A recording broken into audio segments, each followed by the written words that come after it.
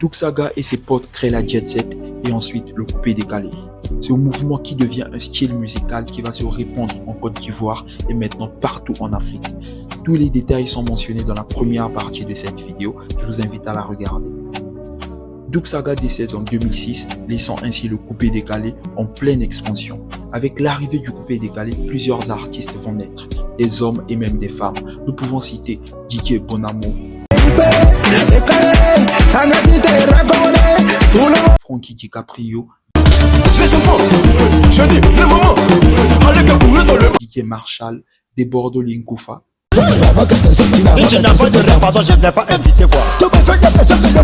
Chez les femmes, il y avait Mathie Dollar, Claire Bailly,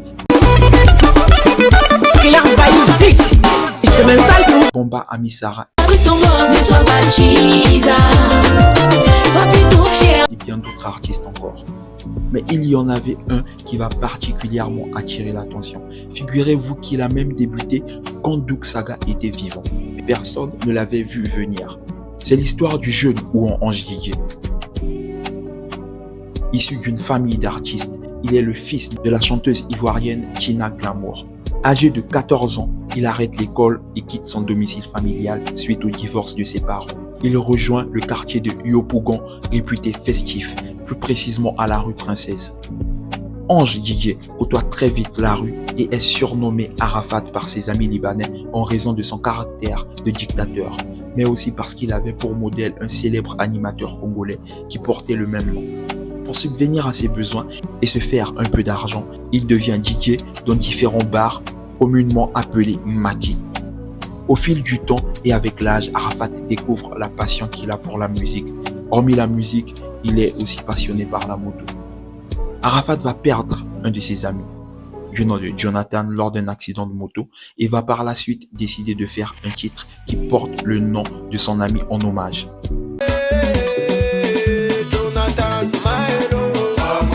Sans pour autant s'y attendre, le titre qui était un hommage de base va devenir l'une des chansons coupées décalées du moment. Elle était jouée dans tous les bars et toutes les boîtes de nuit. Arafat va alors passer d'inconnu à la révélation de la musique ivoirienne. Ayant vu cela, il va saisir cette opportunité et décide d'enchaîner les titres, d'autant plus qu'il est aimé par le public ivoirien. Il décide alors de sortir son album du nom de Femme, dans lequel on retrouve le remix de son titre révélateur, Hommage à Jonathan. Il fera aussi un featuring avec le célèbre Mewé, qui est une icône de la musique ivoirienne et africaine. Cette collaboration va donner encore plus de notoriété à Arafat. La même année, il part en tournée en Europe et décide de s'installer en France. Malgré l'expiration de son visa, il y vit pendant plusieurs années et travaille comme DJ dans les clubs africains. En 2008, il décide de s'installer définitivement à Abidjan. Arafat va continuer de produire de la musique. Didier Arafat a une particularité, il sort souvent de la zone de confort du coupé décalé en créant ses propres concepts, ses propres mots qui sont adaptés et repris par le public. À ce moment, il commence à se créer une fanbase solide. Pour exemple, il a créé le Pongor, le Pongaka, sorti des pas de danse originales qu'il exécutait aux côtés notamment de Magicien, Ordinateur et Bébé Sans Os qui étaient ses danseurs. Il va créer plein d'autres mots et concepts qu'il met dans ses chansons. Arafat était aimé du public, mais avait plusieurs ennemis dans l'industrie de la musique. C'est pas y parler de métro que toi tu as voulu mettre ta gueule sur moi. Moi, je présente 1000 excuses à tous mes fans pour cette histoire de métro. J'ai pris métro. Et le métro, c'est pratique. Le métro, il y a trop de gens qui ont des Ferrari qui préfèrent garer leur voiture, prendre le métro pour aller au travail. Donc, ça a été une incompréhension. Et je vous demande pardon, mais ne permettez pas des gens comme Johnny Walcott, mais c'est pas Johnny Kuala. Si peut-être il a travaillé avec Clan Campbell ou bien, je sais pas. Mais tu parles plus de moi encore. Je ne suis pas ton ami ni d'Adam ni d'Ève. C'est-à-dire qu'à Abidjan même tu ne peux pas m'approcher. Même en France tu ne peux pas m'approcher. Il était très souvent en clash avec la plupart des personnalités médiatiques et artistiques du pays. On te voyait Yoro sur le lit en train d'insulter les gens. On te voyait Yoro dans tous les concerts. On te voyait Yoro partout. Aujourd'hui, tu as vu, mes ennemis ont réussi à te manipuler la tête et tu rentres dans leur jeu. Tu parles de moi en mal aujourd'hui. Tia Victor. Tout ça petit et j'en passe sur beaucoup de choses que je n'ai pas envie de commencer à dire ici petit, mais je fais cette vidéo pour te dire, si tu es malin, arrête Parce que si tu n'arrêtes pas, c'est pas les gens qui vont venir t'enlever dans ce qu'il a été fait. Parce que peut-être tu vas plus mettre tes pieds à Abidjan, peut-être tu vas plus aller en boîte, parce que quel que soit le nombre auquel vous serez, je vais déplacer toute une armée pour vous anéantir. Quand je dis vous anéantir, c'est ton groupe avec Honora, vous tous. Si tu sais pas ce que tu es en train d'écrire sur Facebook, tu n'arrêtes pas d'afficher ma vie petit. Je vais prendre mon avion dès demain. Les gens veulent essayer de faire retournement de situation, genre ouais, Arafat fait tout ça, tout le temps c'est lui qui fait les classes. Ça n'a rien à voir. Hein. Je ne vais pas me lever comme ça pour venir parler du grand frère Hassan Faux si je n'ai pas mes preuves. Je ne vais pas me lever comme ça. Parce qu'il disait souvent ce qu'il pensait. Et c'était aussi un moyen pour lui de titiller ses collègues musiciens, comme il le disait. Il a eu énormément de clashs dans sa carrière, mais il y en a qui ont marqué le showbiz ivoirien. Il y avait premièrement le clash avec Debordo Linkoufa, qui était son ami avec qui ils ont débuté la musique, puis ils sont devenus des rivaux. J'espère que vous avez bien dormi.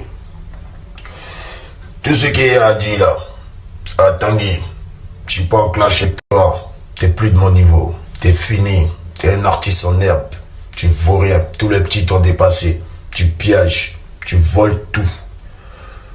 Les pauvres Zouglouman, tu as volé leur danse. Tu es bête, Arafat est bête. Tu peux pas être bête jusqu'à ce point. Il y avait aussi son rival numéro 1, Serge Beno. On va finir ce discours-là. Heureusement qu'on parle de PIN maintenant, parce que dans la musique, tu vois que déjà même tu dors trop. Tu es mort, mais tu n'es pas encore bien mort dans la musique. Je vais m'occuper de ton âme musicale. Ah, ciao. Il était aussi en clash avec Baby Philippe, son ancien arrangeur, et même avec David Monceau, un grand producteur qui était d'ailleurs son producteur de l'époque. Il était aussi en clash avec d'autres personnes. Peu importe que certaines personnes l'aiment ou pas, Arafat ne cesse de produire des hits. Il revendique d'ailleurs avoir plus de 2500 chansons. À chaque sortie, il crée des concepts, des danses et s'ajoute un pseudonyme. D'abord Arafat 5500 volts, puis Arafat 8500 volts d'animation. Je reste le Yoruba, désormais la poche. 8500 volts d'animation. 12500 volts. 12500 volts d'animation. Démonstration. Ou Sao Tao le dictateur. Recevez Sao Tao le dictateur. Ou encore Commandant Zabra. Ils ont pris pour eux. Commandant Zabra. Influamento. Ah, Influamento à bord. Thémistocle. Yes, je suis le Thémistocle désormais. Le Daishikan. Alors, dame, je me suis reçu le Daishi. Et le dernier en date, Birus Sama, le dieu de la destruction.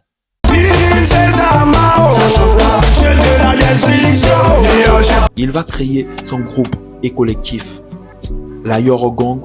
Donc, aussi toute la Yorogang, en tout cas les chanteurs de la Yorogang, voilà Wanchi, Ariel Chéné, Chouchou Salvatore, où il réunit plusieurs artistes ivoiriens.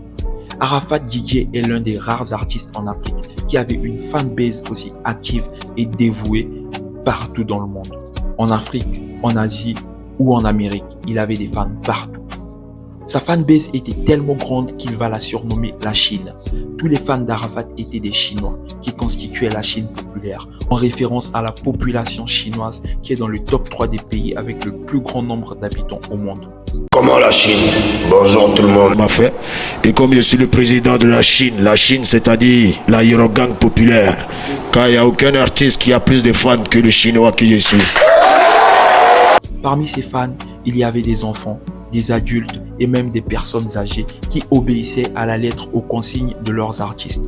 On pouvait le voir lors de ses directs Facebook quotidiens. Il suffisait qu'il lance un direct et qu'il demande la présence de tous les Chinois. Quelques minutes seulement suffisaient pour que des milliers de fans se connectent. Il fait d'ailleurs partie des artistes avec les directs Facebook les plus suivis, pas seulement par rapport à sa musique ou ses clashs, mais parce que Arafat avait aussi un grand sens de l'humour apprécié par plusieurs personnes. Ton mari dit veut te voir, c'est comment? T'as une demande finie, ton mari c'est un béguis, il ne peut pas réserver ton téléphone, mais c'est quand c'est mari, tu l'as pas, ça va aller.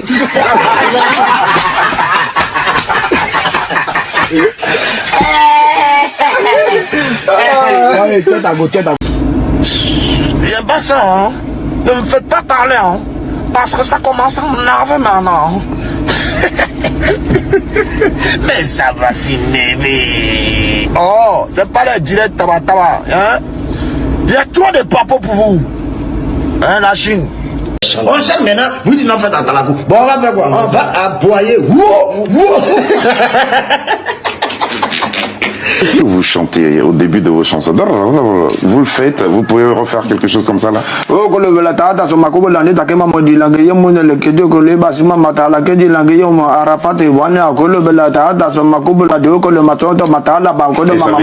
Ça veut rien dire de tout, tu ne fais que écouter pour danser. On pouvait aussi sentir la force et le soutien de la Chine de Didier Arafat lors de l'annonce de ses concerts échoués. Il suffisait qu'il demande à sa fanbase d'y être et le tour était joué. L'endroit allait forcément être plein à craquer. Figurez-vous que même lors de ses nombreux clashs, Arafat n'avait qu'un mot à dire afin que ses fans s'acharnent sur son adversaire sur les réseaux. En bref, il était le plus influent de son époque, comme il le disait. Arafat Didier s'est tellement bien approprié le coupé décalé qu'il en était devenu sa propre représentation. Il a rajouté sa touche personnelle rendant le coupé décalé moderne. Il l'a ensuite popularisé dans le monde entier et par ses prestations partout où il passait. Il a fait le tour du monde avec sa musique, mais aussi parce qu'il a remporté énormément de trophées en Côte d'Ivoire et en dehors de la Côte d'Ivoire. Didier Arafat a remporté le trophée de meilleur artiste africain, meilleur artiste masculin, meilleur artiste francophone en 2011. Lors de la cérémonie de récompense des artistes africains, Arafat Didier avait obtenu à ce rendez-vous le prix de meilleur artiste de l'Afrique de l'Ouest, récompensé par le Koundé d'Or. Il a aussi été primé des Kora Music Awards, l'une des plus grandes distinctions de la musique africaine. En 2012, il a remporté le prix de meilleur artiste africain et meilleur artiste masculin de l'Afrique de l'Ouest. En 2015, l'artiste a été primé meilleur artiste francophone au MTV Music Awards et a obtenu le titre de l'artiste africain le plus influent à l'international par Forbes et Trace Africa. L'année d'après au Award du coupé décalé, il est distingué meilleur artiste de l'année et meilleur artiste masculin de l'année. 2017 est aussi une année fructueuse pour Arafat Didier. Il remporte le prix du meilleur artiste de l'année et le prix coup de cœur auditeur RFI aux Awards du coupé décalé. Son talent est encore récompensé en 2019. Arafat Didier est fait officier dans l'ordre du mérite culturel ivoirien, puis meilleure personnalité musique au Life Choice Awards. Il a aussi remporté le prix MUD de la musique ivoirienne. Arafat a presque tout gagné dans sa carrière. Didier Arafat n'était pas seulement connu pour sa musique, mais aussi pour ses dérives et scandales multiples. Malgré cela, il avait toujours le soutien de sa Chine populaire, qui est sa fanbase, qui défendait son attitude, mentionnant que ses excès alimentaient le dynamisme du coupé décalé et le faisaient vivre.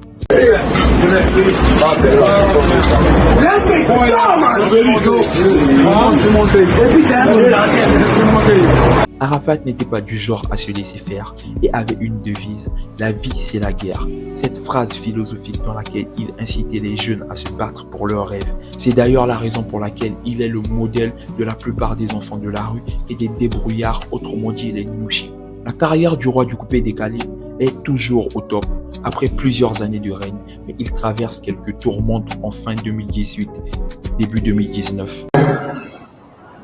Dames et messieurs, et très chers fans, sachez que je suis boycotté. Mais quand je vous dis boycotté, c'est boycotté de chez boycotté parce que c'est pas du jeu.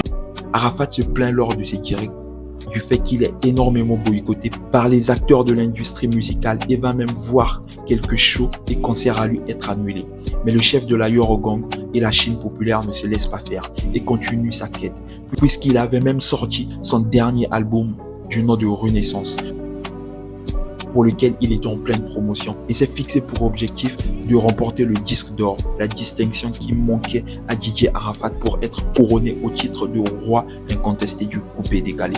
Mais le 12 août 2019, Arafat est victime d'un accident de la circulation qui s'est produit dans la nuit du dimanche à lundi alors qu'il était à moto.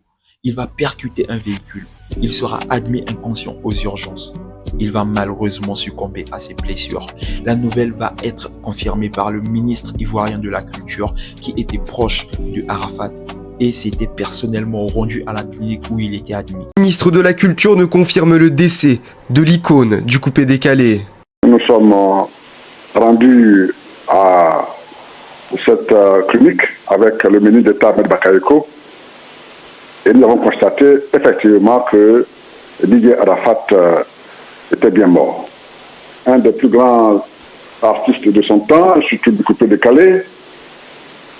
Et nous avons même, en reconnaissance de sa contribution au rayonnement de la musique ivoirienne, à la culture en général, nous l'avons décoré l'année dernière et il est parti trop tôt. Une foule d'un millier de fans en pleurs était rassemblée devant la polyclinique des deux plateaux où est décédé le chanteur. Incrédules à l'annonce de sa mort, les fans scandaient « Arafat ne peut pas mourir », pensant qu'il s'agissait encore d'un buzz de la part de l'artiste. En effet, le jour de la mort de Didier Arafat, le monde entier était sous le choc et Abidjan était en ébullition. Scandant plusieurs jours, il n'est pas mort, les fans de Didier Arafat vont envahir les pompes funèbres afin de voir la dépouille de l'artiste pour s'assurer qu'il est réellement mort. Les hommages de plusieurs artistes partout dans le monde se multipliaient.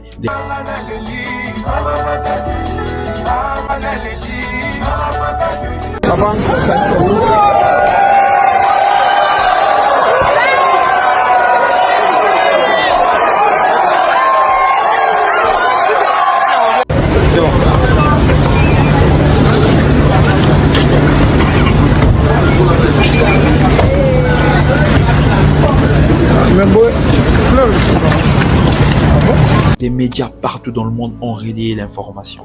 Je vous le disais, la Côte d'Ivoire pleure son fils. Didier Arafat est mort. La légende ivoirienne du coupé-décalé s'est éteinte à l'âge de 33 ans dans la nuit de dimanche à lundi. Rapidement, le président ivoirien Alassane Ouattara annonce que le gouvernement financera les funérailles nationales pour le défunt.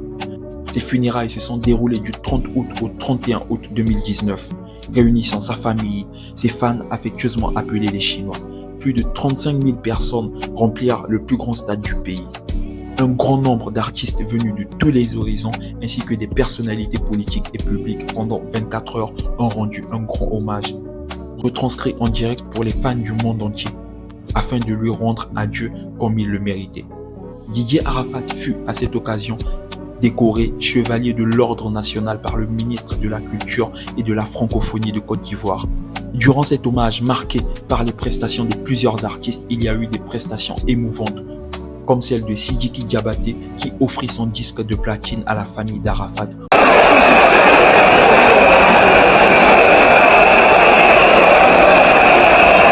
Ce soir la Chine, voilà un disque de platine pour mon ami Didier Arafat.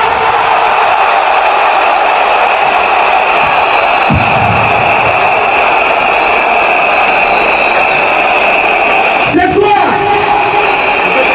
j'offre à mon ami, il a promis à la Chine, il va aller en paix avec ça. Ou celle de DJ Mix qui s'est présenté sur scène arborant une tenue de motard identique à celle qu'avait Arafat. Ou encore la prestation de l'artiste camerounais Ténor qui était le protégé d'Arafat Didier. Non, il n'est pas mort comme ça. Arafat n'est pas mort. Jamais. Non, il n'est pas mort. Arafat n'est pas mort. Jamais. Arafat n'est pas mort. Jamais. Je dis Arafat n'est pas mort. Jamais. On y va jouer. Yes, I'm black, I'm going to go get up play. Yes, I'm passing for Tala.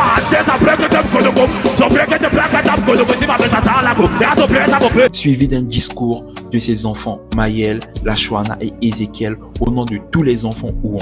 La reprise de ses plus grands tubes et des prières en faveur du repos de son âme ont été effectuées. Puis à la fin de l'hommage ponctué par un tour de la dépouille d'Arafat tout autour du stade. Il fut accompagné à sa dernière demeure par ses proches pour une cérémonie plus intime au cimetière de Williamsville.